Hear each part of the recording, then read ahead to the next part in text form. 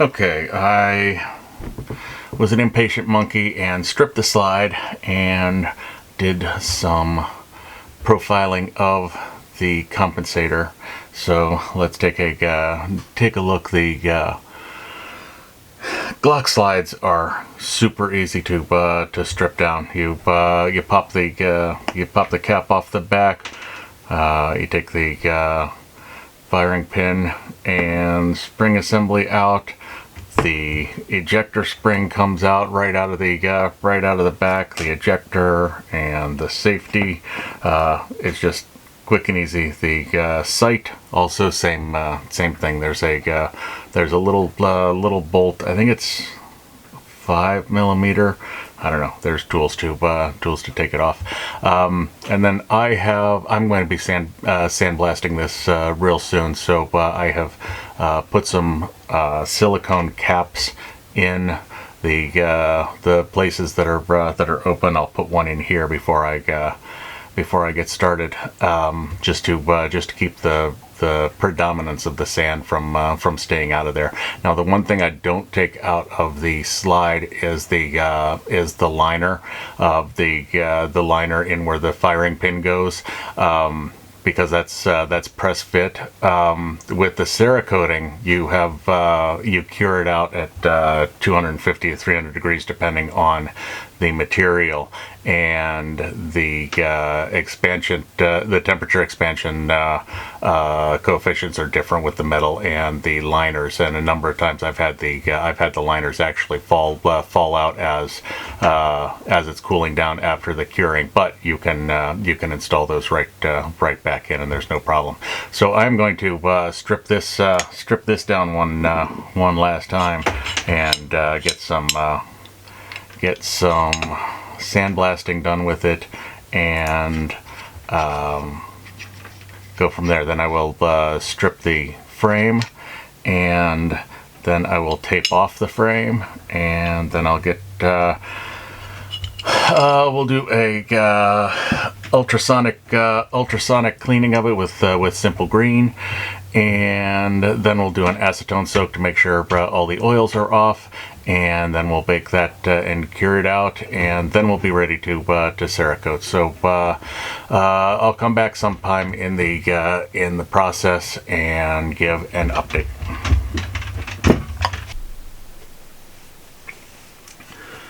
Okay, so I said I was going to sandblast, but I decided that I was going to strip the frame first, just so we have everything taken apart and disassembled. These are usually pretty easy. This one's new. I haven't taken it apart before, but it should be pretty simple. We'll see. Now watch, it'll not be, but anyway. Okay, we are just taking a punch. We're going to take a little bigger punch and line up over one of the holes and turn. Oh wow, that like drops out. That's like super easy. And I got two more. Let's do the trigger first. Oh yeah, that drops right out.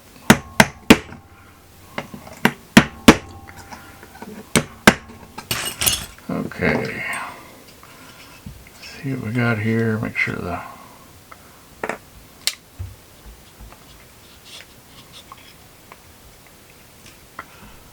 okay. That doesn't want to come out all the way.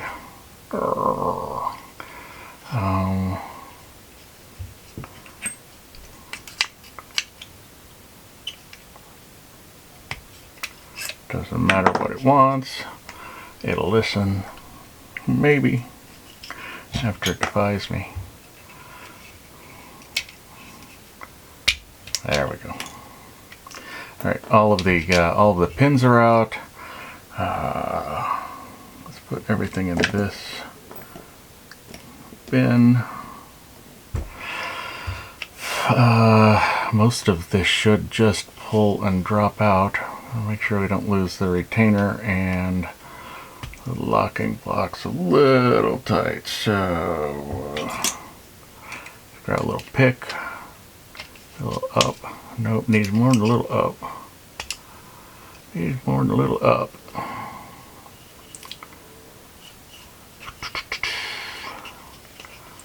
Go a little up with the trigger. May you take an actual tool? No. We'll be able to just use a pick. Maybe. Everything wants to come out. It's all ready. There we go. Okay. Just a nice press fit in there.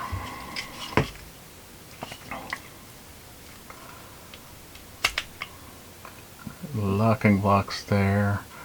And trigger and everything assembly just drops out. And really should grab a punch to pull that spring out, but we'll just take this out and hope it doesn't fly across the room. Nope, we're good. Get the spring out. That is a pretty quick frame disassembly. These rails are molded into the plastic, so they won't come out. We'll just tape those. We'll tape those off so they don't get Cerakoted. They need to be nice and bright and silver. Yeah, they got the mag release too. I'll get that in a second. But there's the frame, just about ready to tape off and clean. And now I'm going to get to sandblasting for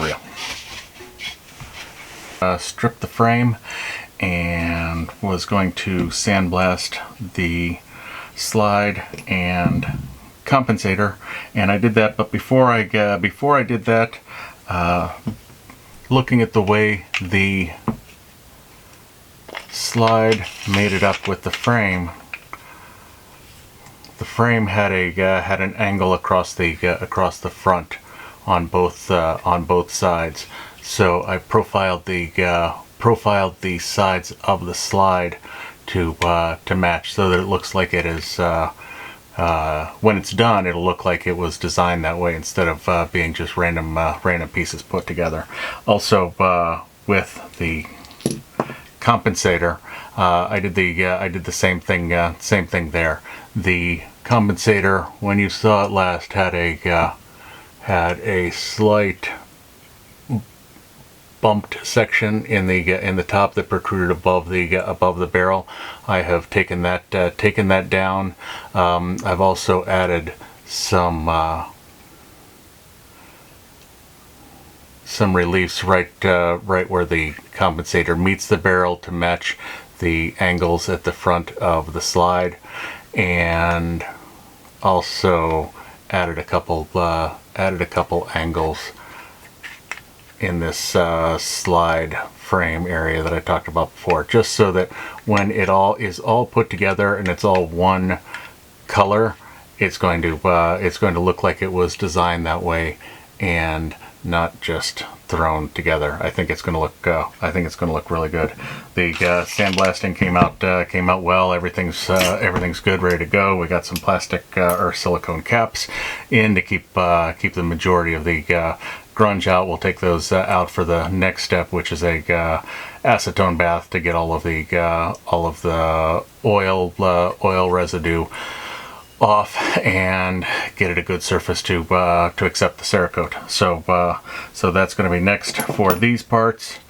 And before that, I got sidetracked with an auction and bought some weird things. So I figured we'll take a look at those. The first thing that I bought was somewhat surprising because it was bolt action.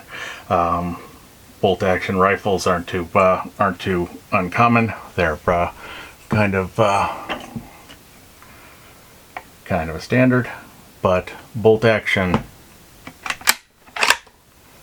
shotguns are not terribly common. This is a Mossberg 395 KB. Trying to find the date on it. This has a very early serial number. I think they were made from I think 1963 to 1985. So it's got some age on it. It's got a silly 2-round magazine that it looks like it's all functional. Everything looks good. I checked it out, gave it a little bit of lube, and she's ready to shoot, I think. So I don't know what the plans for this one are. It was just something that caught my eye. The auction was from a personal collection of a guy that had hundreds and hundreds of guns. So a lot of the things that he had were safe queens, and the other thing of interest that I bought was another shotgun. This time a Remington 870 Wingmaster. Now this caught my eye in the auction because of the really old school Surefire weapon light. This is, I believe, one of the very first ones. It's still got a 3 volt incandescent flashlight, and this is it. This is the full length of it. Virtually anyone you see, even of the old style, the Laser Products Corp with the Laser Products Corporation logo there, they almost always have the longer two cell version of the flashlight. It is extremely dim, even with a new modern battery. It doesn't look too bad right there, but in comparison with modern lights, it is extremely dim.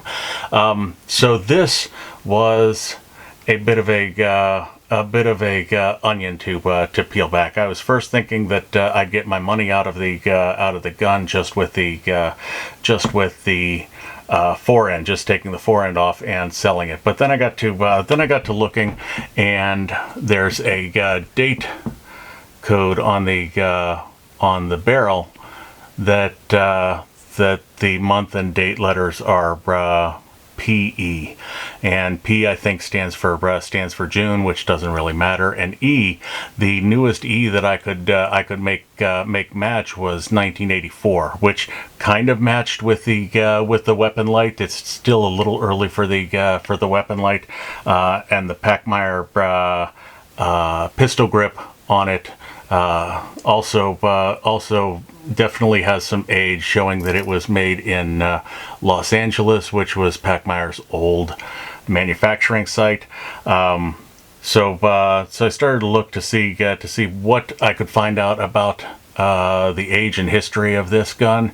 Nothing on the history directly yet, but the serial number that I had on it, or that the receiver has, doesn't match, or didn't match up with any of the online guides that I saw. All the online guides that I saw said that there needs to be, or that the serial number of a Wingmaster will have 2 letters as a prefix, and this does not. It has no letters in the prefix. It's just 6 numbers and then a V. The V's indicating that it's a 12 gauge with 2 and 3/4 maximum shell length, which is what it does have on the barrel here. Everything matches, so I emailed Remington, and they said that yeah, the barrel and the receiver match with their date records, and it actually, the E was not 1984. It was the 26 years earlier in the previous cycle. The receiver and barrel are from 1958, so extremely old Remington 870 here. And the question that I have left is, you can't get, I don't have the zoom to show the full weapon, but the barrel length is right at 20 inches, and I don't from what I've seen of the historical documents that I've been able to find, the I don't see that a 20-inch barrel was made back then. So I don't know if this is custom or customized, but I mean, it does have the ball sight. It looks like the correct spacing. It's got the magazine extension. It's a really well sorted gun for a particular purpose. So I'm just trying to find more out about that. So that is kind of derailing me from the Cerakoting process, but that's okay. This is kind of fun too. So I am going to get back to completely random and chaotic on this channel, because life is random and chaotic, and I get into things as I'm going. So I figured this is one of the things that we were going to do. The first in the meta project vein was going to be a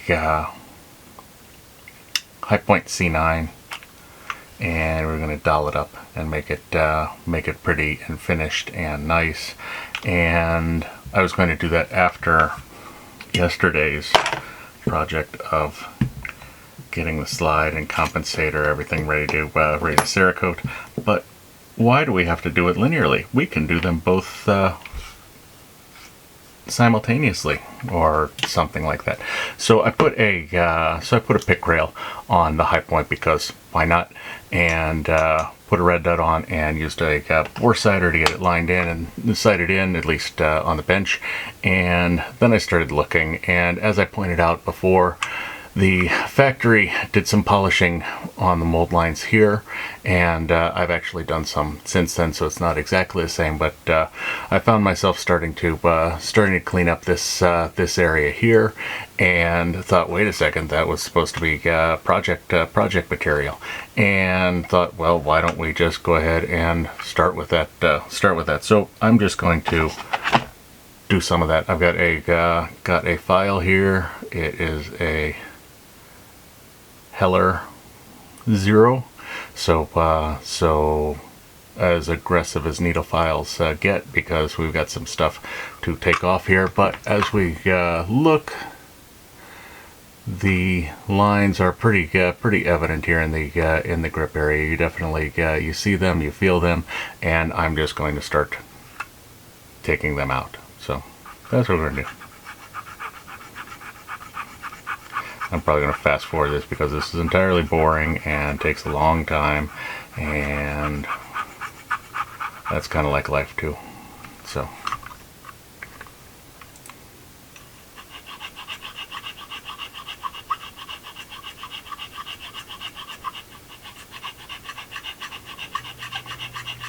trying not to hit the slide, but it doesn't really matter if I do, because this slide's going to get Cerakoted too, so it's all going to be redone.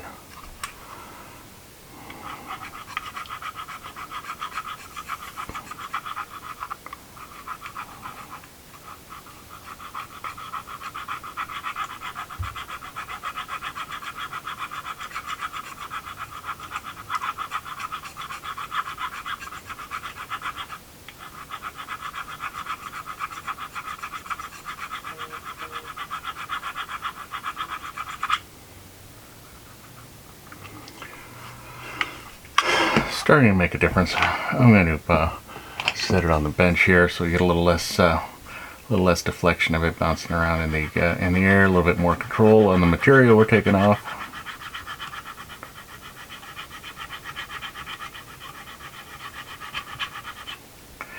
Changing the angles because I don't want to burn in one particular set of grooves.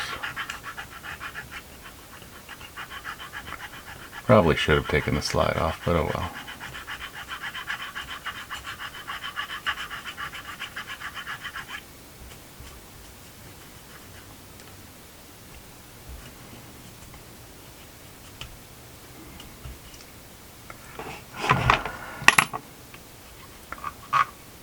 Get back on there.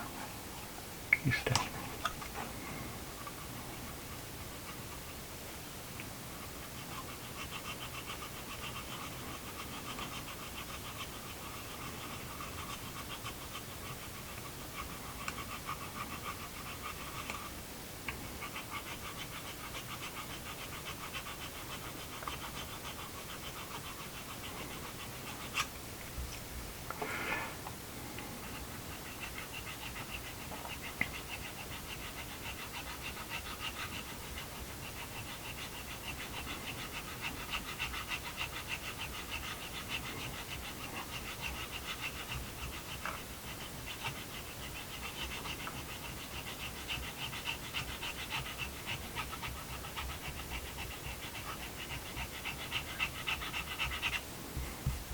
your HiPoint isn't going to look as nice as this one's going to.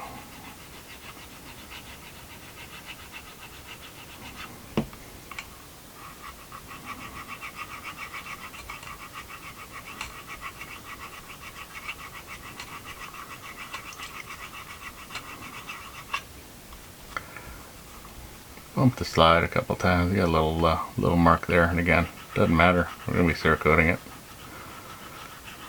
And these marks are so light and fine.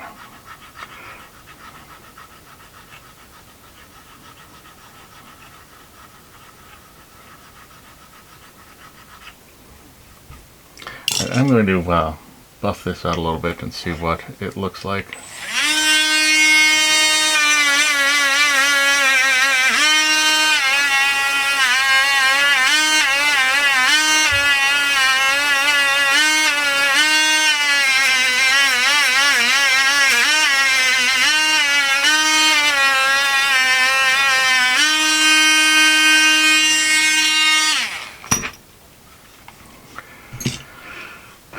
Alright, we're getting there. We're getting there.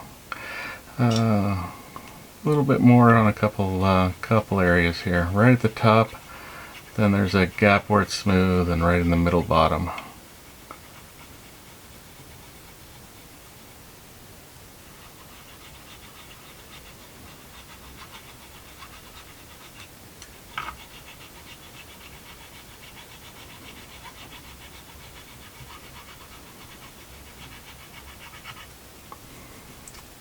Now we know there's going to be some high points in this. I'm not going to try and make, yeah, high point. No pun intended.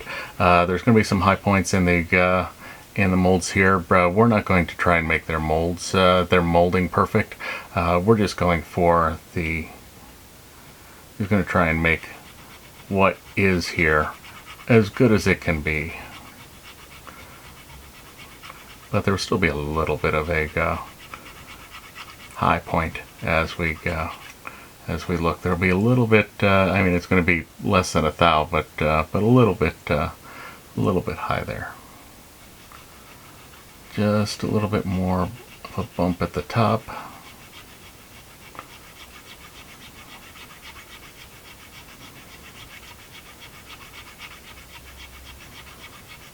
So now I don't even know how to put this video up. Do I do it sequentially? Do I like put all the things of one project together, or do I just do a bunch of random shit? I don't know. Probably random, because it's kind of the way I work. Everything gets done just in a very non-linear fashion. Man, that bump at the top doesn't want to let go.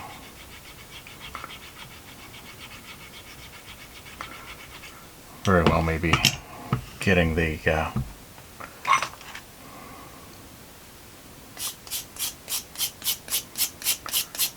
maybe getting the file a little clogged up, because it doesn't seem to be real effective there. So we'll get it scrubbed out a little bit of that plastic residue out, and see. And oh yeah, it's biting a lot better right now.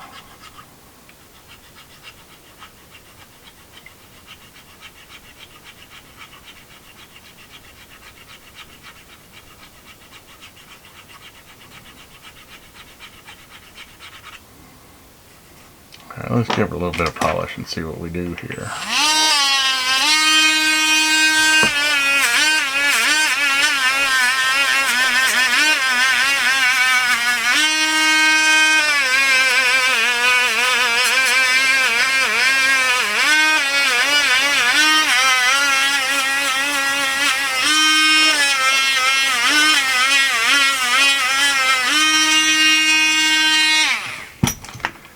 Alright, so now if you look, it's nice and smooth, and when we get a color on it, it'll look nice and smooth, and it won't have all of this nasty mold line there. It's going to take a while. It takes time to do this, but it's something that I enjoy, so we will go ahead and continue. I'm actually happy with that. That's going to look really good. On just the back of the just to the back of the gun is going to look so much more clean. and less shoddy. But anyway, now we've got all of this all through here, and there's a flat on this file, and there's also a rounded area, which will let me hopefully get into the rounded areas here good. And oh, you can just hear that biting like crazy because there's just so much. There's so much material to remove.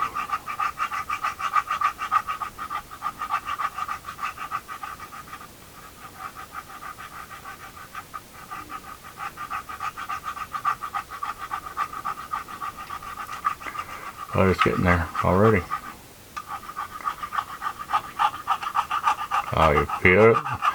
Like I'm sawing it. It should not sound like that. It should sound smooth.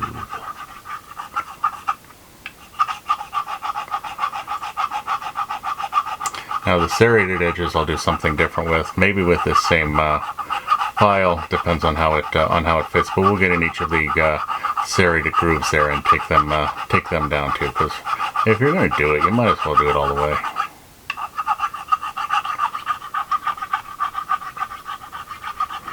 How far do you want to go with your HiPoint? It's a question we all ask. And if we don't, we should.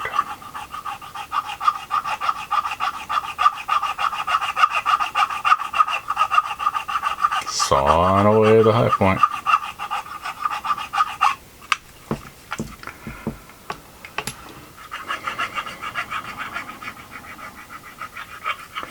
Now you can see it here as I'm doing this.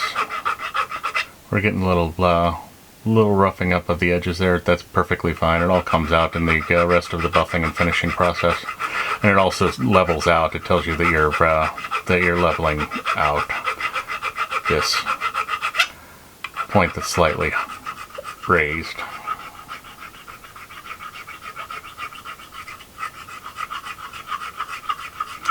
A little rotation with this just to randomize the pattern a little bit so we don't get those lines.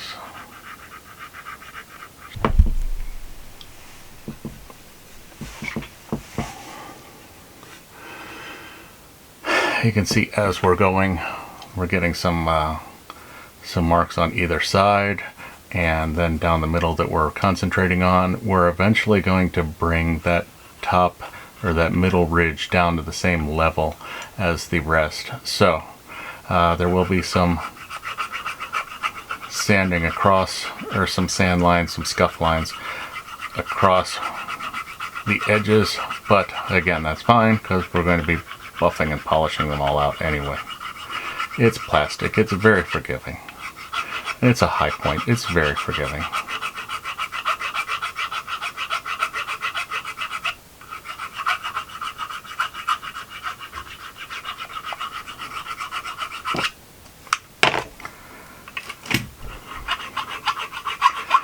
And switching to the other side as a focus so that we don't end up lopsided.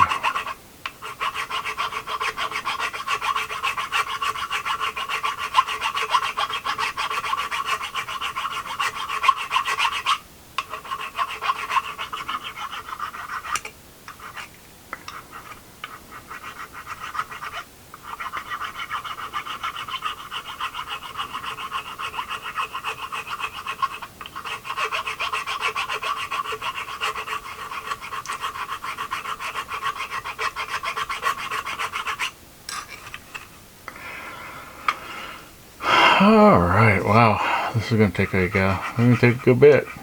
Gonna take a good bit.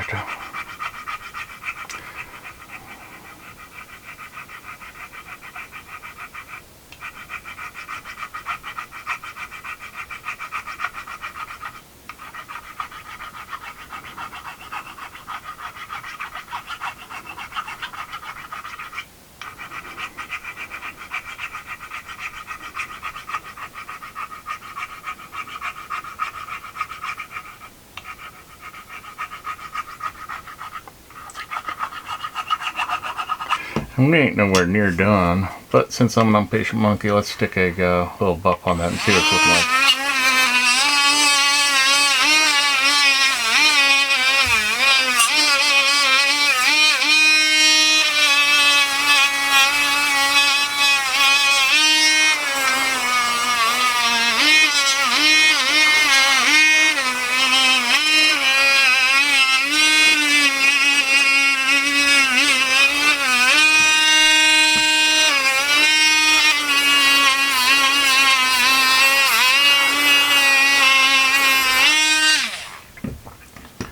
there is still a good bit to go with that. Look at that. We've been working on that for a while. And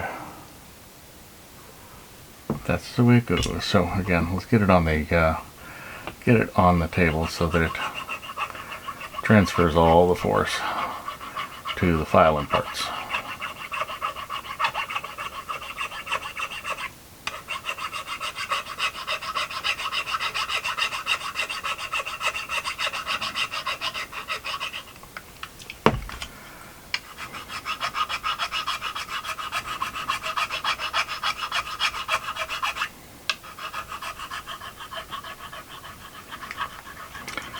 I guess y'all are just coming with me on a journey through some projects.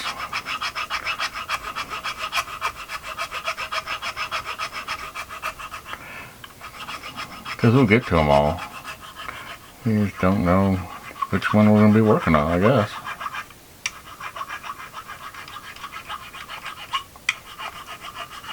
I do want to do some painting or Cerakoting soon though. It's been a while.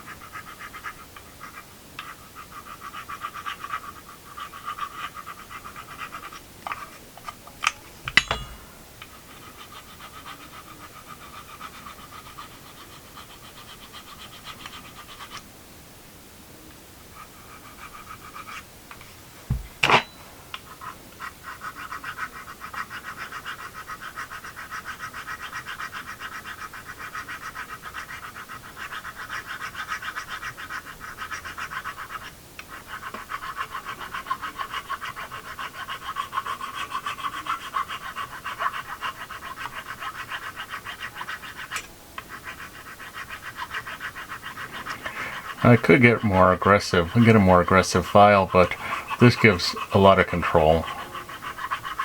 I like control, but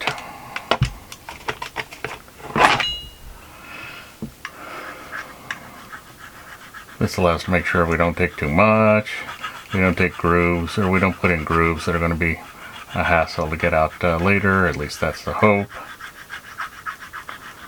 So we'll just keep doing this.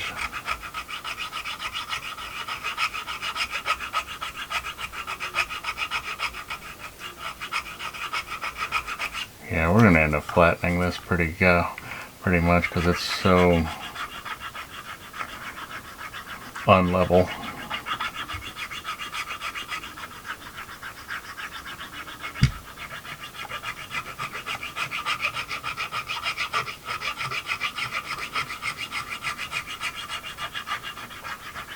Now if you listen, or if the mic picks it up, there's a couple different sounds that you're hearing here. Some you can hear when it's biting, when the file's biting, and you can hear where it's sliding.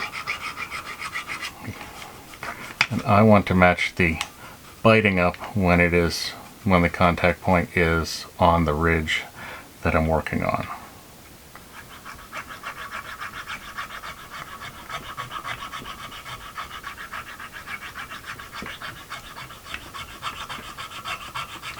A lot of this is done by feel and sound. We're using our senses here. Thankfully, we don't smell much in this type of thing. Well, if we do, we're doing something wrong probably. But anyway.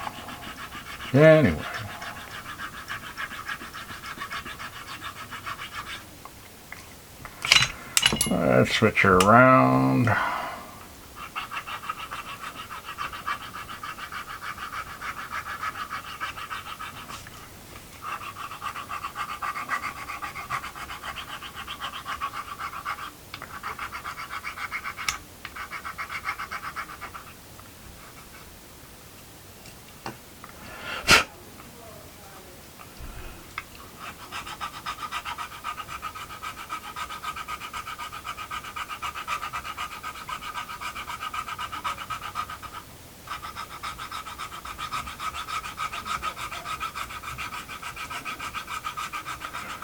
Taking some longer, heavier strokes here because I don't want to be here all day. And when the camera times out is when I'm going to call this video. So it'd be nice if we could have some progress here, or just leave it on the cliffhanger. What's going to happen? I bet she files more, but we can't be sure.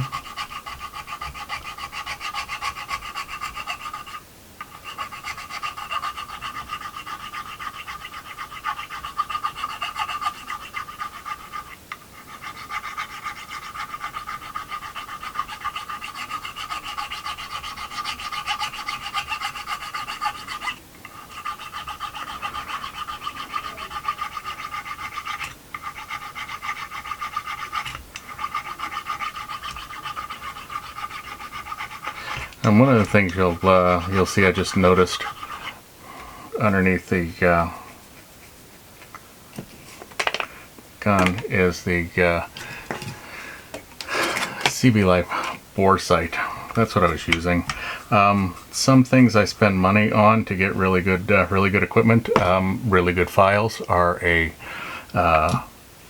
good thing to have. Some things that don't matter exactly. I'll definitely try the cheaper ones first, and I haven't had any problems with that CB Life bore sight. It has got things, got me starting out on the paper at the range, and I don't mind that, so I'm not mad at it. I am mad at this ridge though, my goodness.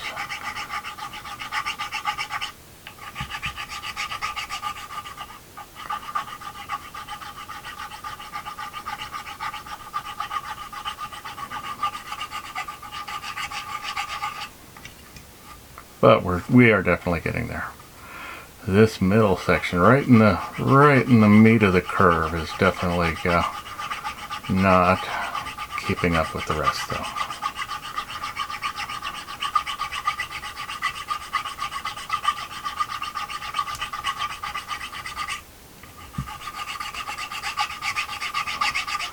And we're going to go through all of this and still have a high point. A lot of people seem to like high points though, so I'm not particularly throwing shade. It's just fun to kind of poke fun at a little bit, because it is a gun that you can get for not a lot of money.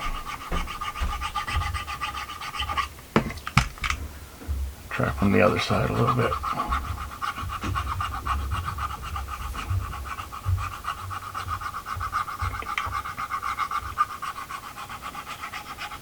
And this process is just going to repeat, so I'm going to